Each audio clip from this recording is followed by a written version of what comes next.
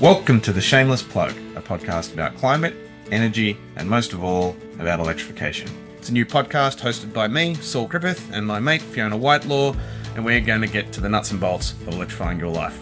Today we have Dan Adams, founder of Amber Energy. Amber Energy trades batteries on the electricity market in Australia. This is enormously important if we're going to make our electricity grid work, and not just work technically, but work in the economic interest of the households and businesses that connect to it. Today we're going to go long and deep on the structure of electricity markets, how your electricity bill is working for you or not, how to read it, how to understand it, and how to engage in the future, which is electrification.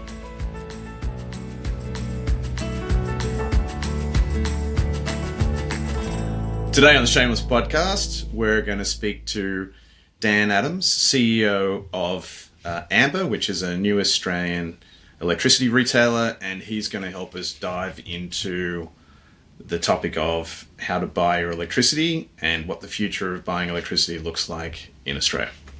Dan, I get embarrassed when people introduce me, so I give people the opportunity to introduce themselves. So maybe you should do an intro of yourself, and then I'd love you to go into the big picture. So why are you working on climate, or are you just working on electrification, and how did you get to the job you're in and doing that?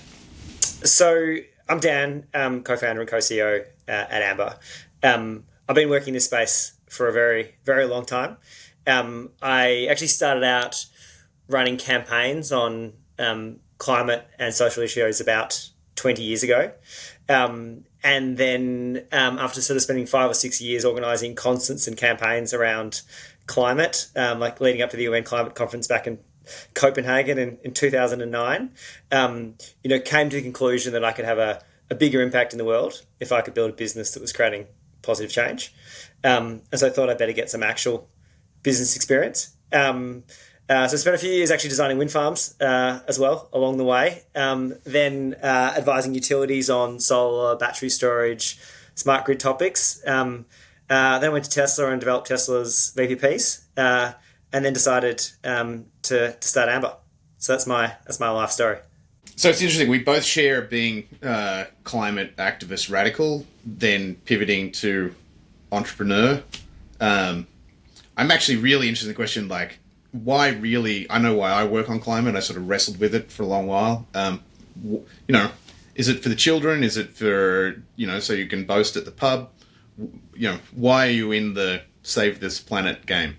I mean, this is something I've been passionate about for as long as I can remember. I was actually going through my attic the other day, and I found a letter I'd written myself when I was 15 that said, when I grow up, I'm going to start a renewable energy company. And I'm now 38. So hopefully my 15-year-old self would be proud of me doing what I said I was going to do. But this has been something that I've been passionate about for as long as I can remember. I think it probably comes from a couple of places. One is, I love the natural world. I surf. I love freediving and coral reefs, and scuba diving, and hiking in nature. And so that's always been something that's been a part of my life. I grew up, camping with my family a lot. Mum pulled me out of school and we drove around Australia and camped every day for months. And so that's been a big part of my life and something that I've always kind of wanted to protect. And I think so that's been part of it. And then I had an experience when I was just finished high school. I did my first overseas trip. I went over to Samoa to go surfing, and I cut myself on the coral reef while I was over there, and I got a golden staph blood infection. And I lay in this valley getting very sick. Eventually was taken to a local hospital. Was told I had a golden staph blood infection. My temperature was 40 point something degrees. I was going to die unless I could get antibiotics. And they didn't have any on the island. And it was a pretty confronting experience for an 18-year-old. And fortunately, I had travel insurance. My family rode around back home. They flew me to a first world hospital. I eventually recovered, lost about 10 kilos on an antibiotic drip, but lay in that bed and thought, why the hell do I have the right to a plane to fly me off the island to a first world hospital when the local people don't have the right to drugs that cost a few dollars? And so I thought, and that was really my sort of first confrontation with, the inequality that exists in our world. And I started learning about the Make Profit History campaign, the Millennium Development Goals that had been agreed. This is 2005. This is 2006.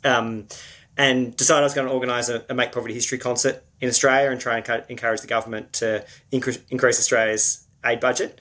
And I was 19 at the time, had absolutely no idea what I was doing. Spent 6 months calling every band, every media partner, every sponsor I could think of. They all said no to me.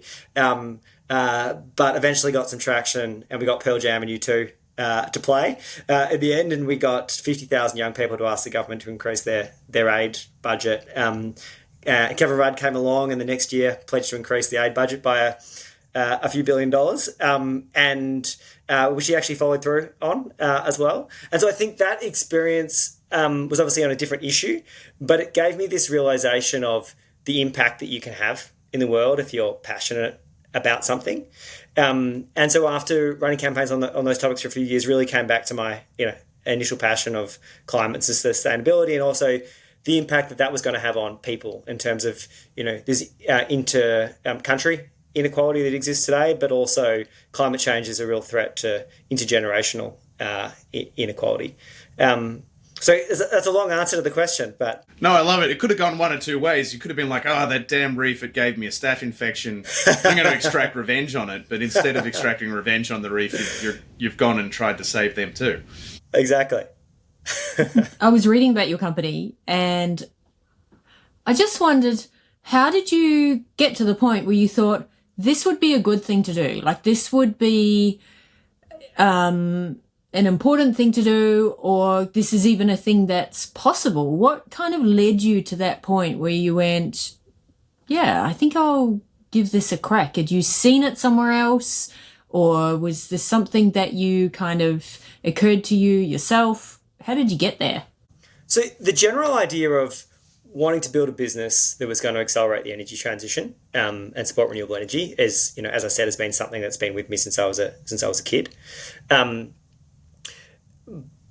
But I took a year off in 2017, and I went traveling in South America for a year. And on that trip, I decided I was going to spend that time to give myself the freedom and the headspace just to explore ideas, research, learn, think about what was the right business model to have the biggest impact. And on that trip, I wrote 40 different business plans.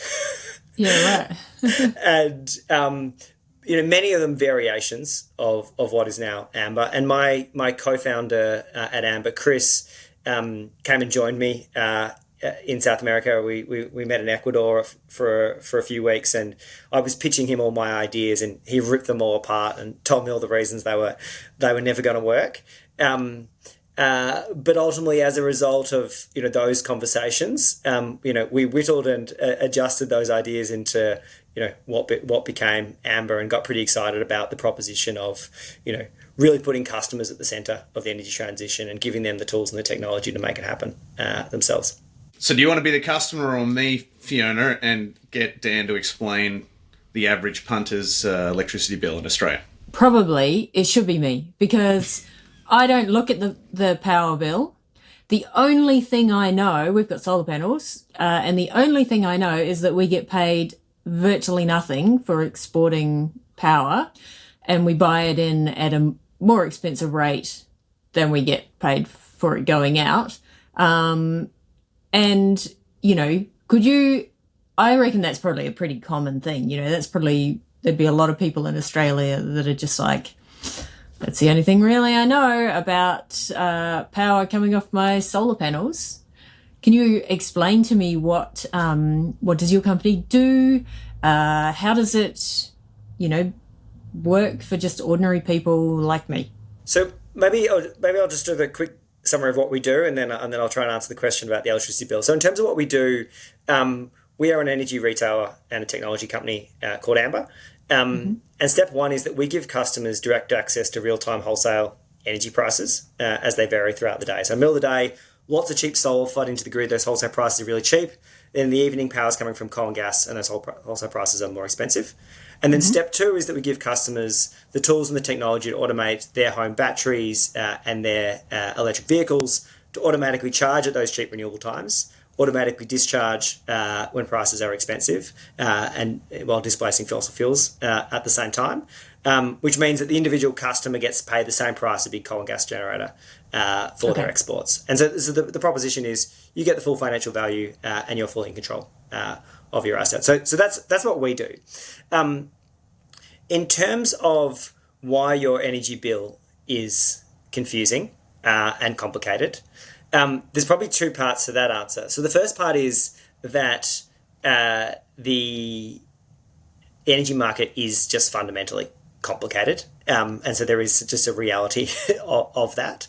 And then there's a second part, which is that it is in the interest of the traditional retailer to keep it complicated and confusing so that you don't engage and so that they can just slowly jack up the price when you're not looking. Perfect answer. And that confirms all of my suspicions about how energy retailing and wholesaling works.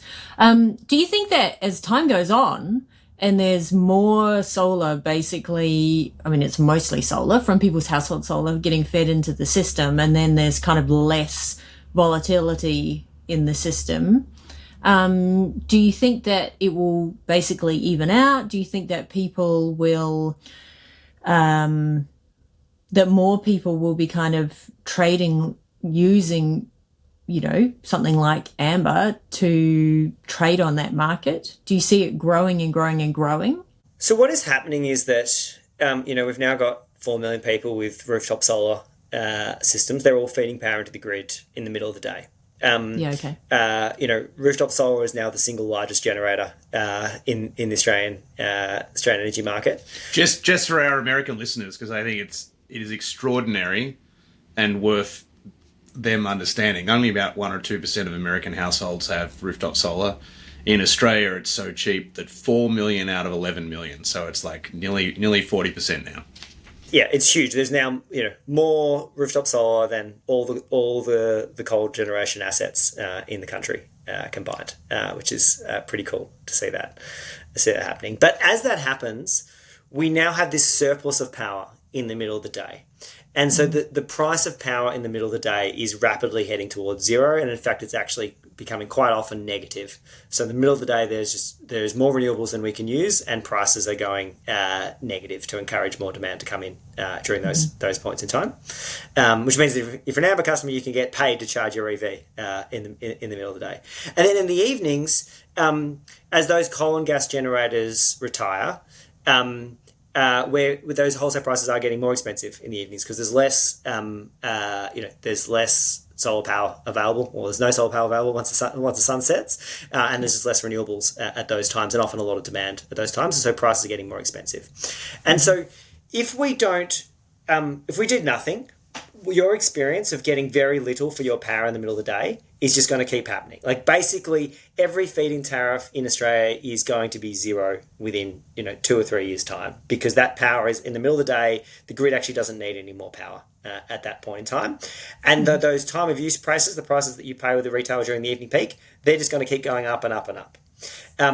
And so the solution to this is either utility scale batteries, charge up in the middle of the day from all that excess solar power, and then discharge to meet the evening peak. That solves the problem. It's quite an expensive solution, but it solves the problem.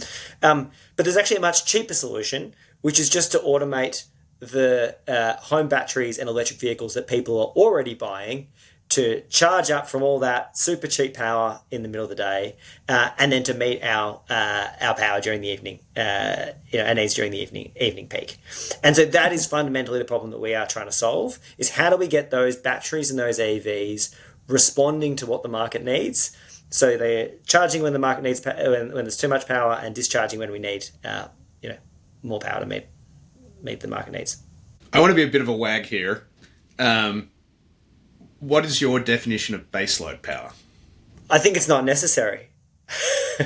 So But is it even a thing? The follow-on question I was then going to ask you was like, well, we should come up with a really sexy, impenetrable name for this free electricity in the middle of the day coming from solar to make it sound even more powerful and even better for the market than baseload power. Saul, what is your definition of baseload power? Everybody's probably heard that term, but what does it mean? Well, I think it's come to mean you can't turn a coal-fired power station off overnight. Right. Okay. Because it takes them 12 hours to wind down, 12 hours to wind up again. So you just keep it on all the time. So it's just like, you design the system for, whatever the lowest amount of power all of Australia uses when it's connected, which is just the few lights and radios on at 2 a.m.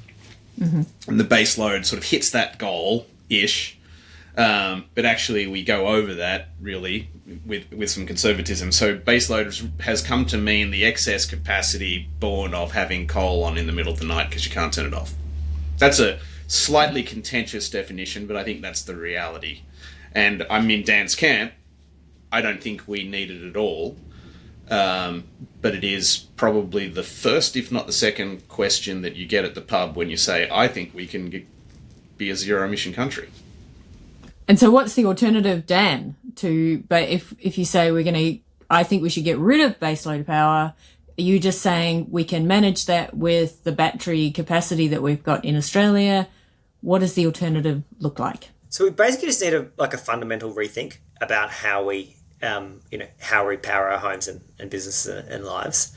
The way the world used to work is customers just use power whenever they were run their washing machines, dishwashers, dryers, whenever they were using power. And then the people building generators were basically trying to match supply to that demand. So run this, coal and gas generators, coal generators all the time, and then gas peakers during the evening peak. What is now happening is a bunch of things are changing in the market. One is that we are on our way, thankfully, to 100% renewable power, which is awesome for those of us that have been fighting for this for a very long time. It feels like we've got amazing momentum towards that world now. But as a result, it's windy and it's sunny when it's those power sources are intermittent. They're not available all of the time. But on the other side of the equation, we now have large flexible devices, millions of home batteries and electric vehicles coming into the market that can be automated on the demand side, that actually demand is responding to the availability of supply, which is a fundamental shift to the way the market has always worked. And so to really get to 100% renewables at the lowest cost and the fastest way, we need to rethink how this system works. And we need to put consumers who own these batteries and who own these EVs at the center of the energy transition and get their devices responding to what the market needs. And fundamentally, that's what we're trying to do at Amber. There are other people trying to do that through VPPs and other types of approaches. But that is the fundamental thing that needs to happen, is that we need to get customers at the center of the transition, owning the solar, the batteries, the EVs, electrifying their homes, and automating all of that to respond to what the market needs. Is there enough of that now? Batteries, people's car batteries, et cetera, and if not, when do you think that will happen? So the energy market operator says that to enable the energy transition, we need about 20 gigawatts of new storage capacity over the next 5 years by 2030. And over the same period of time, households are expected to buy 4 to 5 million batteries in Australia. Those 4 to 5 million batteries have the equivalent of about 27 gigawatts of potential battery capacity already sitting in our homes and garages. So obviously you won't be able to automate all of those batteries and EVs. They're not all going to be not every EV is going to be plugged in at the same time. But if you could automate, let's say, half of those batteries and EVs, you can meet a very, very large share of the energy storage requirements of the energy transition at basically zero marginal cost. People have already bought these devices. So it has to be the cheapest, the fastest way to make this happen. And the upside is also that the value then shifts from the coal and gas generators to the individual households who own these devices as well. So it's great for the planet and also good for households. So I want to get a bit punchy here again. I'm going to be the leading question guy. This really makes you rethink what is infrastructure. And what I mean by that is we historically in Australia and around the world have designed electricity systems and markets that pay guaranteed returns to the companies that build the energy infrastructure that keeps the electricity going for everyone.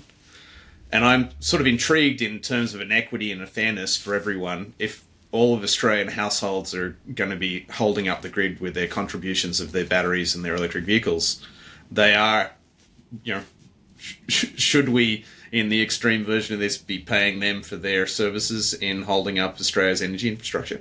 I mean, I think we should, and that's what we are starting to make happen at Amber. Is basically we're effectively paying customers for the flexibility that their batteries and EVs offer to the energy market. Many of our customers actually have negative bills because the value of those services they're providing to the market by discharging at the times the prices are expensive and charging at cheap times are actually worth more than the cost of supplying energy to them. And I think that will become an increasingly common thing in the energy market, particularly as EVs with vehicle to grid come into the market.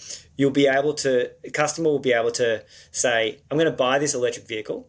My petrol bill is going to go to zero and my energy bill is now going to be negative because the value that this EV is offering to the market is greater than my entire energy bill. That's pretty remarkable. So are your customers leading the world? Like, are they doing the very best, or are there other countries ahead of us, or are we in first place thanks to Dan Adams? Well, it's definitely not thanks to me, but I do think that Australia, in terms of this transition to a two-way grid, is the most advanced market in the world on this topic. As you said before, 4 million out of 11 million households having rooftop solar. That doesn't exist anywhere in the world. I think the Netherlands is number 2 in the world in terms of the uptake of rooftop solar. And Australian rooftop solar is one of, if not the cheapest form of energy, on the planet. Like it's incredible how cheap that we've managed to get rooftop solar down to now. And so, this is very much happening today. There's a huge amount of opportunity here to unlock more and more value for consumers, to shift more and more of this value away from the existing generation assets, into the pockets of households. And I think Australia really is leading the world here. We've spent a bunch of time now internationally. So we've just started licensing our battery and EV automation software to E.ON in the UK. Now we're one of the largest utilities in the UK, and we're about to enter the German market as well. And the reason for that is they look at what is happening in Australia, and in their words, Australia is a postcard from the future of what the energy transition looks like. They want to take advantage of what's happening in the Australian market to get a head start in their own market. So we are very much, building the future here in Australia. So I still have a little bit of a split life. I'm rooting for my American friends to get back on the climate saving program. When are they going to get Amber technology and rooftop solar costs down in the US? The US, Australia is leading the world on this. I think next after Australia is the UK and Europe. There's a lot of great things happening over there. There's a company called Tibber, very similar to Amber, in Sweden and Norway, that's now at about 500,000 customers over there. They're larger than many of the incumbents by giving their customers access to real-time wholesale energy prices and then giving them the tech to automate their largely electric vehicles over there to charge at those cheap times, because 90% of cars over there of new cars are EVs in Norway. So vehicle to grid is actually, because you get this question in the pub in Australia a lot, it's actually working in the real world in those countries right now. So in Norway, it is largely, almost entirely, one-way smart charging. So just automating their electric vehicle to charge at the times when prices are cheap in the market. the discharging is not yet happening in a big way. Although let's come back to that in a moment, because we are now. I got my Tesla to discharge the grid 2 weeks ago, and it's really happening. So let's come to that in a second. But I think the US is still a bit behind Europe on this. I think the most and part of the reason for that is. In Texas, they've got a competitive market there, which is actually very similar to the market design in Australia, and so there is a bunch of innovative things happening in that market, and these sorts of battery and EV automation products coming to market. The rest of the US is there are regulated monopolies in each state, and so they don't have quite the same competitive drivers to offer these sorts of products to their customers. We will in future episodes pull the thread completely on the US electricity market. But let's go there. So I just bought a new EV, and I'm promised that in the future it will be able to do vehicle to grid. It's the Volkswagen Buzz, but it doesn't yet do it. But you did this 2 weeks ago. Tell us about it. We've been talking about this. Everyone in this world has been talking about this for years. As the future is vehicle to grid, you're going to be able to discharge power out of your EV into the grid and get paid for it. And because an EV battery is about 5 times bigger than a home battery, you'll be able to make about $2,000 to $3,000 a year out of your electric vehicle while it's just sitting in your driveway. That has always been the promise of vehicle to grid. But it is now very much happening, and it is real. So there were some regulations that changed in January this year in Australia that now enables vehicle to grid chargers to be approved in the market. And so there are now a number of vehicle to grid chargers that have come into the market that have just been certified in the last couple of months to be able to take the power out of your car and discharge it into the grid. And then the next barrier has been so barrier number 1 was the chargers weren't available. That's now solved because of the regulations. Barrier number 2 was there was no way to actually get the value out of those markets, out of your asset, because you couldn't access the market. We've solved that problem by giving everyday households access to the market so they can discharge for a price they're expensive and get paid the full value of that. And then the third problem and the only remaining one has been actually getting the EV manufacturers to agree to using their cars and making their cars compatible. I understand that's still the hardest problem. Is that right? So that is still the hardest problem. But what we have learned by actually just getting one of these vehicle grid chargers installed at one of our staff's house is that pretty much every EV on the road today is already vehicle to grid compatible. Because basically all you're doing is you're plugging in, to get a little bit technical here for a second, on the DC side and plugging in directly into the battery. That's the 2 really big holes on the plug at the bottom of the plug, not the lots of little plugs at the top. Yeah, exactly. And so we are just plugging directly into the DC, directly into the battery, sort of bypassing the rest of the car and just using that like it's a big battery.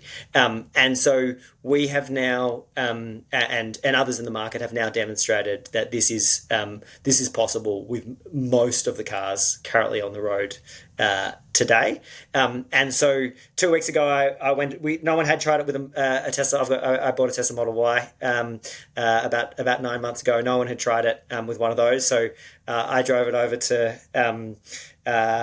one of our team's place, Ben Druitt's place in Port Fairy, and we plugged it in his garage 2 weeks ago. He's been working on the software to enable this, and we got my Tesla Model Y to discharge into the grid to make him a little bit of money that day. So this is very much happening. And we now have a handful of customers that are using this, for real in Australia. Some of them made, I think actually Ben made $250 in a day out of his car a couple of weeks ago.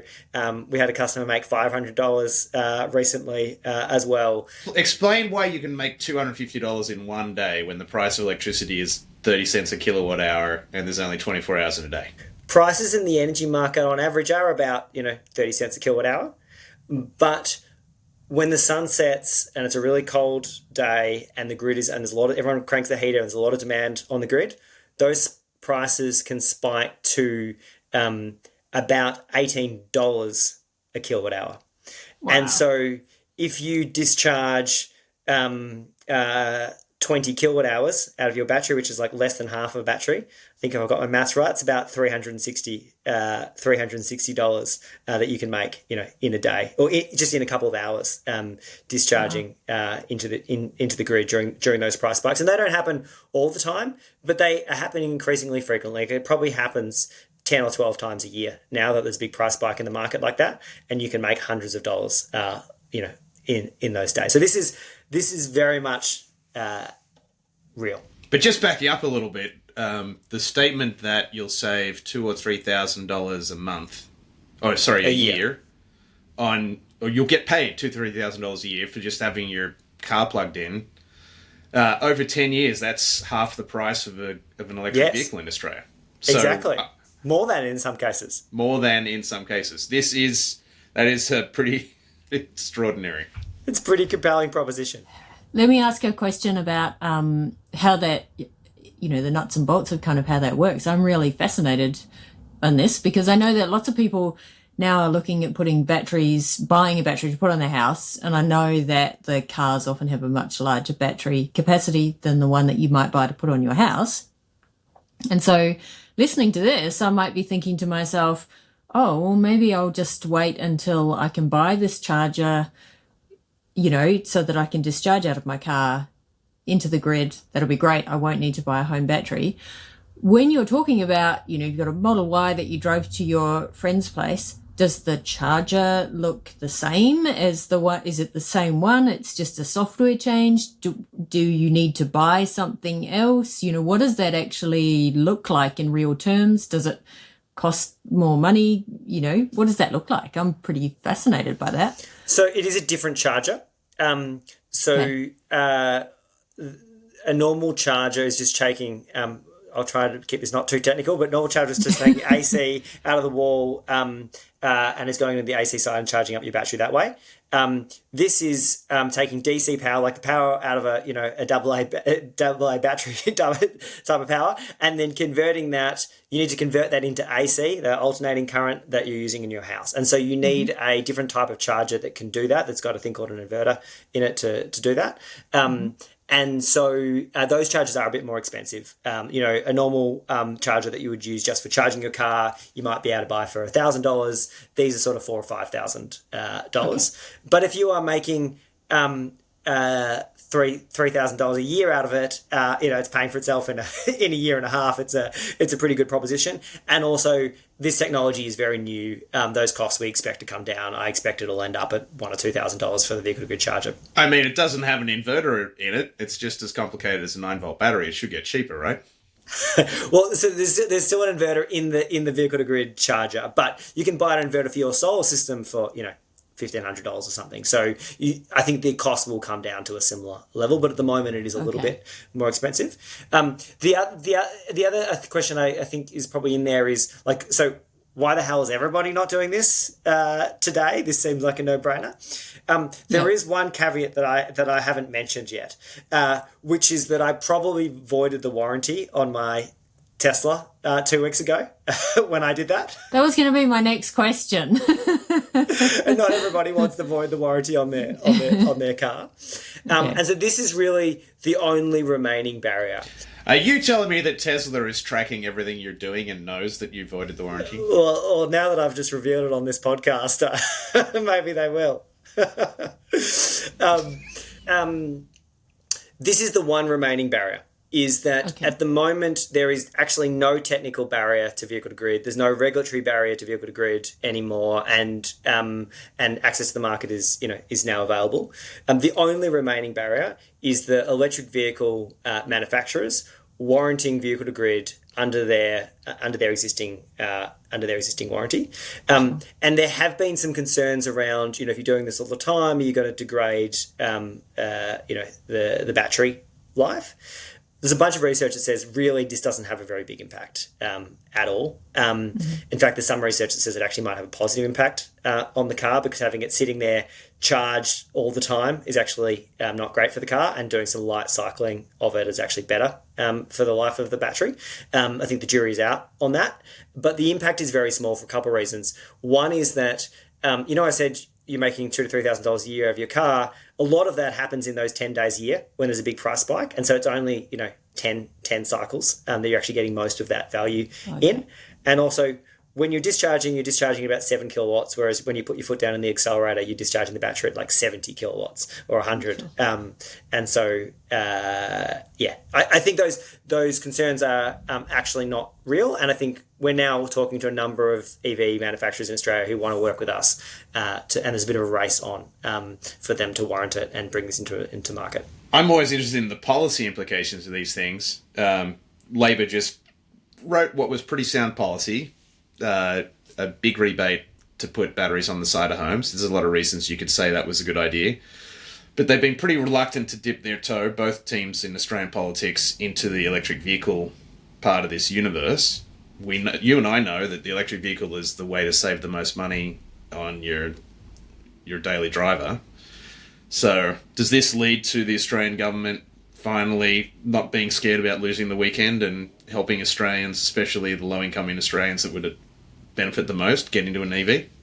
One of the things that I've actually just proposed to the government in the last couple of weeks is, at the moment, you mentioned this new battery rebate, and I completely agree with you. It's a great piece of policy. We're super excited to see the impact that that's going to have on solving that fundamental problem we talked about before of charging in the middle of the day, discharging in the evenings. Bringing more batteries into the market is the cheapest and the best way to do that, and doing it at the household level makes a lot of sense. So I think that's great, and we're excited to see that happening from July 1. But one thing that we think the government should also be doing is including vehicle to grid under that rebate, because right now you can get a rebate for your battery if it's a physical battery on your wall, but if you have an EV which has a much larger battery that you can access for much lower cost, we're talking about $5,000 for a vehicle to grid charger versus $10,000 for a typical battery or more.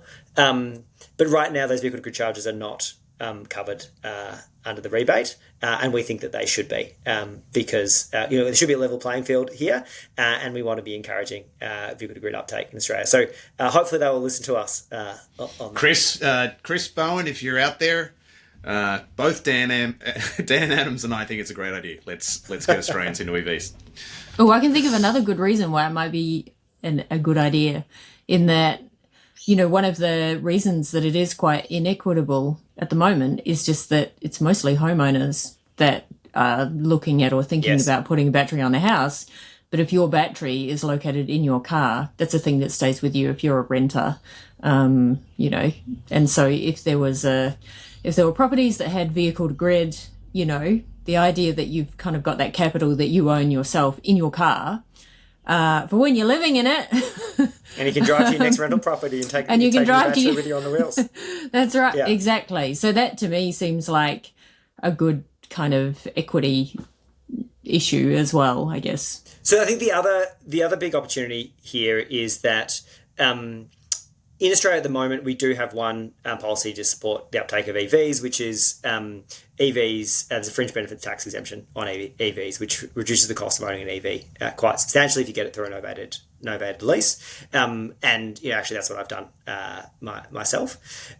One policy lever that the government can do very quickly is to enable vehicle to grid in Australia, is to say, in order for cars, EVs, to be eligible for the fringe benefit tax exemption, they need to be compatible and warranted for vehicle to grid technology. Cost the government absolutely nothing. All the EV OEMs would warrant it overnight to get access to that, and we'd bring a whole bunch of battery capacity into the market, basically for free. That's an even better policy idea. Chris? Yeah, it's free. That one's free. Exactly. So Dan, super quick, explain us the vanilla categories of electricity retail plans that Australians have today. There's basically three options. Option number one is you just buy power at a fixed price. It's 30 cents a kilowatt hour all the time. That's one option. The second option is what we call like a time of use tariff, where during the evening peak, and when the power's more expensive, you pay a higher rate. You might pay 50 or 60 cents during the evening peak, and then in the middle of the day you get a cheaper rate of 15 cents a kilowatt hour or 10 cents a kilowatt hour during that period of time. And then the third option is what we offer at Amber, which is a dynamic tariff that just varies. It's just direct access to what's happening in the energy market, and it's just passing through what the actual cost of power is at that exact moment in time based on supply and demand of renewables in the grid. If you are somebody that uses you don't have a battery, you don't have an EV, you can't shift your load around, you use a lot of power during the evening peak, you should just be on the traditional standard tariff. That's going to be the cheapest way for you to buy power. If you are somebody that can use a lot of your power in the middle of the day when those prices are cheaper, you run your washing machine, dishwasher, dryer, or charge your EV in the middle of the day, you'll probably be better off on either a time of use plan or a dynamic tariff like we offer at Amber, because that is also cheaper in the middle of the day. And then if you have a battery or an EV, a large device that can be automated to respond to what's happening in the energy market, the cheapest possible way to charge that is at wholesale prices when prices are really cheap in the market. And the way to get the most value out of that is to discharge it when prices are most expensive in the market. And so a dynamic tariff is probably best for you in that circumstance. What if one of those really expensive minutes happens and my battery is discharged? Am I going to get charged, the $17 a kilowatt hour for those 3 hours? Yeah, good question. So two things. One is you're already paying for those high prices. They're already bundled into the average price that you're paying with a normal retailer. That retailer is paying that $17, and so they're passing that through to you. Just it's spread across the average. So that's one point. The second point is we have a price protection guarantee. So our experience is that people with a battery really just are pretty much always better off, about $1,000 a year better off than would be in the traditional retailer just by charging when it's cheap, discharging when it's expensive. But we do have basically an insurance policy that we guarantee you'll never pay more than our price guarantee over a quarter. And that level is a little bit more you'd pay with the traditional retailer, but not very much more. And it hardly ever happens, particularly if you've got a battery or an EV. VPPs. What Yes. is a VPP? Why does it matter? This is what I used to do at Tesla. Australia has probably the most developed virtual power plant market in the world. There's now about 20 different VPPs operating in Australia. My old project Tesla, I think, is still the largest, but Origin, AGL, Energy Australia all have a VPP. The way that they work, and VPP stands for Virtual Power Plant. The way that they work is utilities installs a solar and battery system in your house, or you install it yourself. Then they take control. The utility takes control of your battery, aggregates it with thousands of other assets, bids that power into the market, makes some money for the utility, and then pays you a few $100s a year for access to control your battery. The good thing about that is that you're getting these batteries automated and responding to what the market needs, and that's good from a sort of market transition perspective. Yeah, but I don't want to give the government some control of my battery. Exactly, but that is the response that most people have, and most people do not want to give up control of their battery to their utility. And so as a result, in Australia, about 86% of households with a home battery have opted out of these VPP programs. And so we have this situation now where we've got hundreds of thousands of batteries in Australia sitting there doing absolutely nothing when all the power is coming from coal and gas and prices spiking to $17,000 a megawatt hour, or $17 a kilowatt hour. That is leaving all this value on the table that could be going to consumers. That's not helping the energy transition. That really just does not make any sense. And so really that's the fundamental problem that we've set out to solve at Amber, is give people access to the market themselves. So rather than the utility optimizing their battery for the utility's benefit, we just optimize your battery for your benefit. And so we are effectively like a VPP of one. We're just giving you the technology to get all the value out of your asset in the market, which means that both your asset is responding to what the market needs, which is helping the energy transition, but you get the full financial value out of it, and you stay fully in control of your asset. And then the way we make money is that you pay us a subscription fee for access to the technology, for access to the market, and for access to the technology.